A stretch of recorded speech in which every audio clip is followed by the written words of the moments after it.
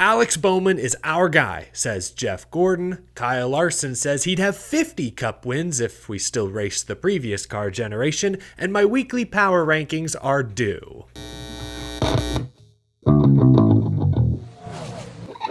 How's it going, y'all? My name is Eric. Welcome to Out of the Groove. Happy Monday, folks. In the second half of this episode, I will rank the top 10 fastest drivers in the NASCAR Cup Series right now. But before we get to that, there is important Hendrick Motorsports conversation to be had. But before that, even, Richard Childress Racing this morning announced that Austin Hill will make 5 Cup Series starts this season in the number 33 Chevrolet. Darlington in a couple weeks, the Chicago Street Race, Daytona Summer, Bristol Night Race, and Talladega Fall. The 30-year-old Xfinity Series regular will be sponsored by United Rentals. Watch for Austin Hill to make some noise, especially at those 2 super speedway races. If his Xfinity Series success has shown us anything, it's that he knows how to control multiple lanes. Now, let's talk Hendrick Motorsports. They finished 1-2 yesterday at Homestead Miami Speedway. We'll go in order of that 1-2 finish, starting with race winner Kyle Larson. First win of the season, his 30th career win overall, 24th since joining Hendrick Motorsports at the start of 2021.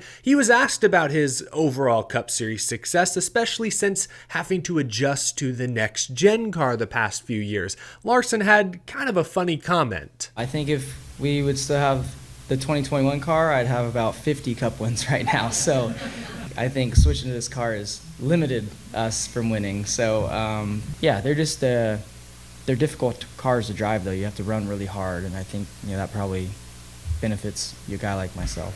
50 Cup Series wins. Let's see. I'm not sure if the math checks out. He won 10 races in 2021, so let's add 22, 23, 24. So 4 times 10, carry the 1. That's 40. He had 6 wins with Ganassi before joining. He'd be at 46. Almost 50, but not quite. Still, to his point about the next-gen car preventing him from winning, he's probably right.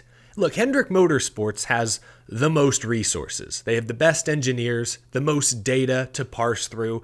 Despite the next-gen car, a spec car, evening the playing field to some degree, the Hendricks, the Penske's, the Gibbs still gobble up most of the race wins and most of the championship 4 spots every year. But to Larson's point, this new car has allowed the other teams to play spoiler more often. Remember, in 2022, there were 19 different winners. Trackhouse is a new team that's made the championship 4. They usually win a couple of races every season. 2311 Racing, a Gibbs affiliate, new team, wins multiple races a year. Reddick was in the Champ 4 last season. Roush has reemerged in recent years. Chris Buescher has 5 wins in the next-gen car. Keselowski got 1 last season. Carson Hocevar almost won Atlanta in a Spire car. Kyle Busch, RCR, had the best car at COTA. Hendrick Motorsports is still one of the top dogs, but the gap between 1st and 15th is much closer than it's ever been. This team won 6 races a year ago. Modern NASCAR is all about parity.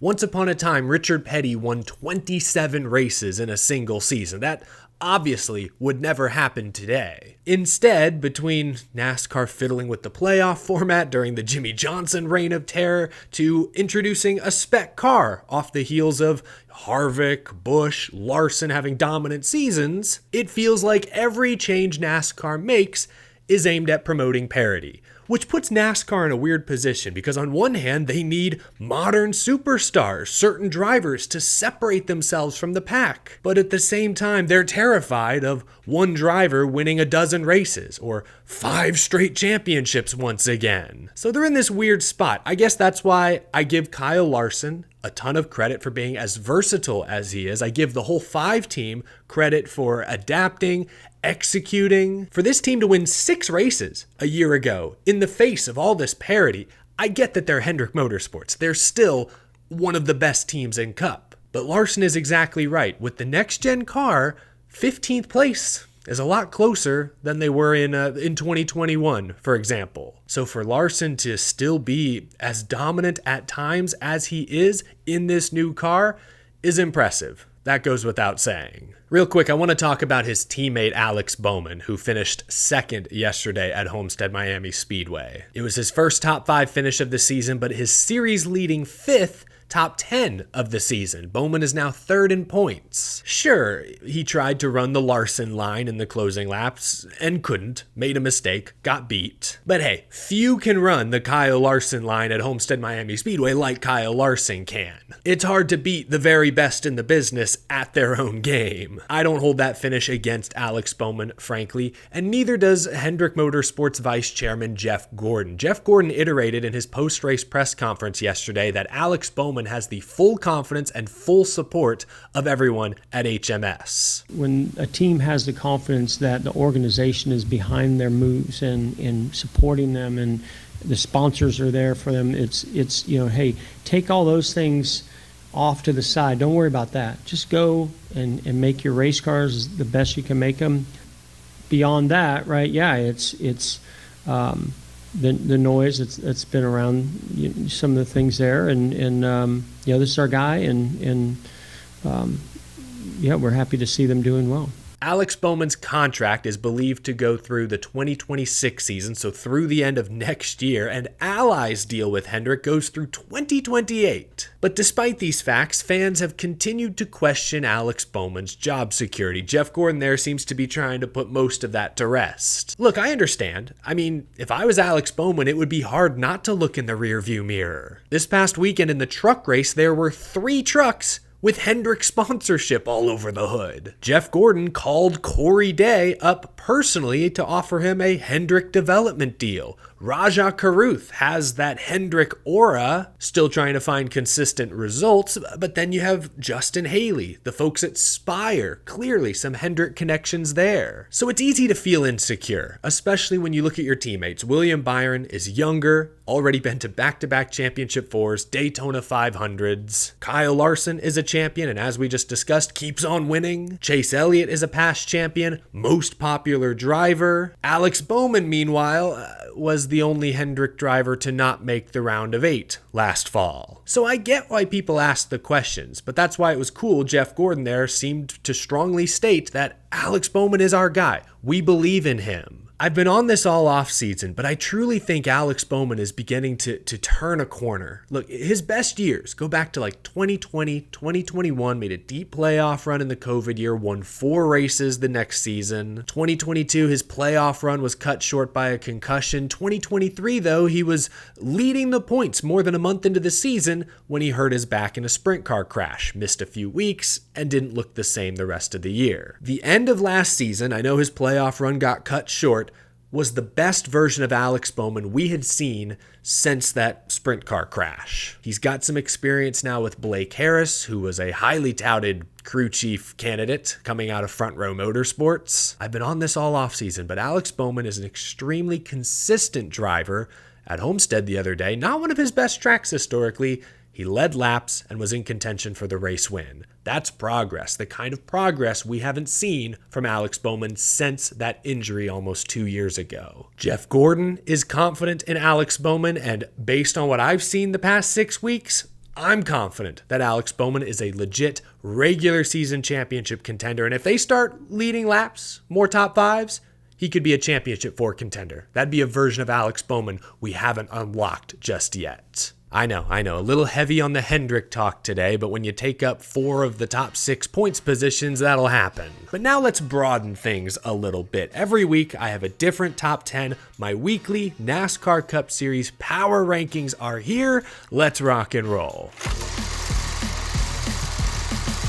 I'll give an honorable mention to Chase Briscoe. Wrecked at Phoenix, loose wheel at Las Vegas, finally had a clean race at Homestead, ran top 10, finished 4th. Now we head to Martinsville, where he has 5 top 10s the past 6 races, an average finish of 8.7 in the next-gen era. Watch out for that 19 car, I'm warning y'all. Number 10, 4th top 10 finish of the season for Chris Buescher, RFK Racing. He has not led a single lap this season, but he keeps getting good, solid finishes. Chris Buescher is a damn good driver. He executes, does not make mistakes, does not take himself out of contention, and that's paying dividends early this year, even though I don't think these cars are really race win capable at this moment. 10th spot goes to Chris Buescher. At number 9, give me Bubba Wallace. Chris Buescher only has 13 stage points this year. Bubba Wallace has 61. Only the 2 top 10 finishes, but he's running up front. At Homestead, he led a bunch of laps. He's up to 98 laps led on the season. Usually the 23 team starts a little slow, picks it up in the summer, maybe catches fire in the fall. We're seeing top 5 speed from Bubba Wallace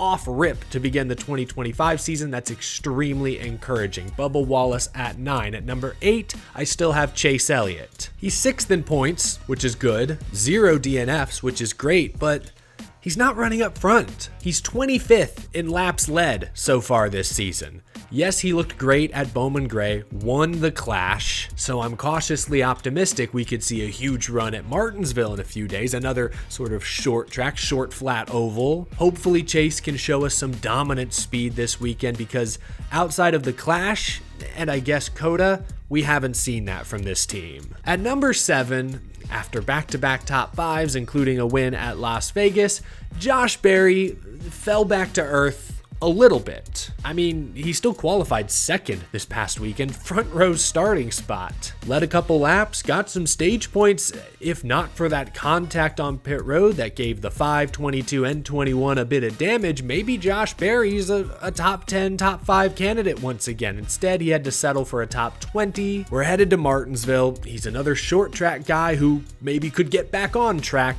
this coming weekend. Bummer weekend for Tyler Reddick, who I have at number 6. He was the defending Homestead race winner, picked up a couple wins there in his Xfinity Series days, but this weekend he didn't lead a single lap, earned only 1 stage point, but still finished 8th. You gotta be doing something right when you're disappointed by an 8th place finish. So far this season, both Reddick and his teammate Bubba Wallace have a lot of speed. We won't talk about the 35 car, which ran last most of Sunday. Reddick is still 4th in points, so hopefully they can shake off this somewhat disappointing Homestead weekend. Top 5. First top 5 of the season for Alex Bowman. First appearance in the top 5 on my power rankings. Earned the 3rd most stage points on Sunday, led 43 laps, finished runner-up. I've raved about Bowman's consistency this season. This weekend, for the first time, we saw some real firepower. That's encouraging. I'm keeping Ryan Blaney in the 4th spot. Look, speed-wise, he should be top 3. Won a stage, led 124 laps at Homestead, maybe had the best car the previous week at Vegas, but he's had 2 motors explode in 3 weeks. He hasn't finished a race since Coda 3-4 weeks ago. And I was watching, his pit crew struggled at Homestead. I know at the end of stage 1, going into stage 2, he lost the lead on pit road, and then end of stage 2 into stage 3, he dropped from 3rd to 9th. Top 3 speed for sure, but pit road execution, fluky parts failures, I've got Blaney at 4. He did win Martinsville last fall, really good numbers here the past few seasons. Ryan Blaney could easily right the ship and get to victory lane in a few days. Same top 3 in slightly different order. I have Christopher Bell in the 3rd spot. 3 wins in a row, most wins of the season, gotta give him credit. Dominated Phoenix a couple weeks ago, but the last 2 weeks have been rough. Las Vegas didn't have it, probably took a 15th place car and finished 12th. And then at Homestead, he spun out all on his own, got some splitter damage, and was never a factor. This team could win anywhere, anytime. They've already proven that, but a 2-week losing streak is something to keep an eye on. At number 2, Homestead winner Kyle Larson. Homestead Miami Speedway is probably his best track. If he doesn't win, or at least contend at Homestead, then we have a real problem. Jumps up to 2nd in points as a result of this huge points day. Jumps up to 2nd in my power rankings, but not quite enough to beat William Byron, his teammate. If not for a late speeding penalty, Byron would have likely collected another top 5, maybe top 10 finish. He still rallied to finish 12th. He has a substantial points lead considering how early in the season we are. Over 100 laps led, more stage points earned than anyone. William Byron, like Bell, like Larson, could win anywhere, anytime. He's the defending spring Martinsville winner. That's where we head next. Give me William Byron at 1. 3 Hendrick guys in the top 5. Still only one JGR car in my top 10. Denny Hamlin maybe should have been an honorable mention, like Chase Briscoe. Team Penske too. Logano still doesn't have a top 10 finish on the year. That's crazy. And Austin Cindric, the speed and overall driver performance outside of Coda has been a lot better than I expected, but this weekend it was again issues on pit road. Speeding penalty late, I believe, that possibly cost him a top 10 finish. Like they can't always get out of their own way. That's a problem. There's my top 10 this week. Let me know in the comments if you agree or disagree. Thank you all so much for watching. I'll talk to you again soon. Leave a like if you enjoyed this video. Subscribe for more NASCAR discussion every single day, every single week, all year long. And a big thank you to my generous Patreon supporters. I will talk to you again tomorrow. Kyle Busch has an interesting announcement coming tonight. I'll just throw out my best guess. Probably something to do with his son Brexton, maybe stepping up to a new racing division, maybe a new race car, not sure, but we'll find out together tonight and discuss tomorrow on the show. Thanks for tuning in, folks. I'll see you again real soon. Have a great night.